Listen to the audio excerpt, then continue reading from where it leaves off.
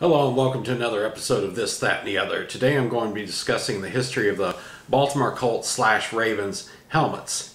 The original Baltimore Colts existed from 1947 to 1950, and they were part of the All-American Football Conference, otherwise known as the AAFC. The league started in 1946 and existed from 1949.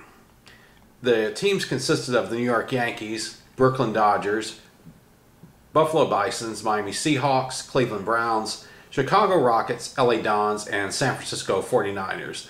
The Miami Seahawks were a weak team, and they relocated to Baltimore in 1947. I have heard that the Baltimore Colts had a white leather helmet and also a silver leather helmet, which I haven't really been able to authenticate. I know that the Colts did have a Kelly green leather helmet from in the 1947-1948 seasons. I had one custom made, and it's a plastic one, and here's what it looked like. It's Kelly green. This is the front, the top, the back, and the sides. They wore that for the first two seasons. And 1949 they wore a silver helmet with a green stripe across the middle, back, side, front. That was their helmet. That was also a leather helmet. In 1949 the AAFC merged with the NFL, and the NFL, three teams became part of the NFL: the Colts, the Browns, and the 49ers. Well, the Baltimore Colts went through different owners each year, and they were having financial problems, and they folded in 1950. In 1953, the Dallas Texans, a team that was also having financial problems, relocated to Baltimore and was owned by Carroll Rosenblum. The original helmet, from what I've been told, I haven't been able to authenticate this particular one, but I added it anyway. It was a dark blue helmet with a white stripe across the middle. You can see the front, and this is the top of the helmet. I haven't seen anything to authenticate that they actually used that helmet during the 1953 season. They may have used it during part of it, and then used the one that I know that they definitely used, the white one with no logo. Here's the back, the side, and the top part. That was the 1953 season. The 1954-55 season, they added a logo to the helmet. This is a dark blue helmet, top, front, and they had two horseshoes on the back.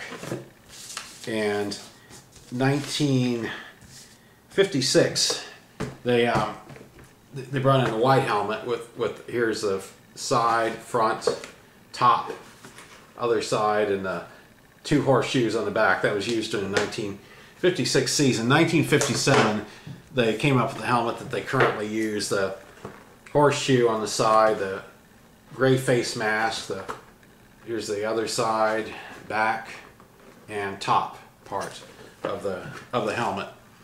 And that was used all the way to the year 1977, 1978. They had the same type of helmet, but they had a white face mask. Here's what it looked like. During the 1970s, Robert Irsay purchased the Baltimore Colts, and 1984 he relocated the team to Indianapolis. The Colts, 1984, actually put a blue face mask on the helmet, and then after 1990s they went back to the gray face mask. All right, in 1996 the Cleveland Browns, Art Modell relocated the Cleveland Browns from Cleveland to Baltimore, and they became the Baltimore Ravens. Part of the deal that they were forced to make was that the city of Cleveland was that they would not use the Cleveland Browns uniforms, colors, or the name. So they came up with the name Baltimore Ravens. Here's a full-size helmet of what the helmet looked like back then. It was we got the shield with the B, this back part. You have the side, the front and the top part of the helmet. Now I have a little bit of information that I acquired off the internet about that particular logo. The team's first helmet logo, used from 1996 through 1998, featured Ravens' wings outspread from a shield, displaying a letter B, framed by the word Ravens overhead, and a heraldic cross underneath. The U.S. Circuit Court of Appeals affirmed a jury verdict that the logo infringed on a copyright retained by Frederick A. Bouchot, an amateur artist and security guard in Maryland. Bouchot had submitted this design to the Stadium Authority by fax after learning that Baltimore was to acquire an NFL team. He was not credited for the design when the logo was announced.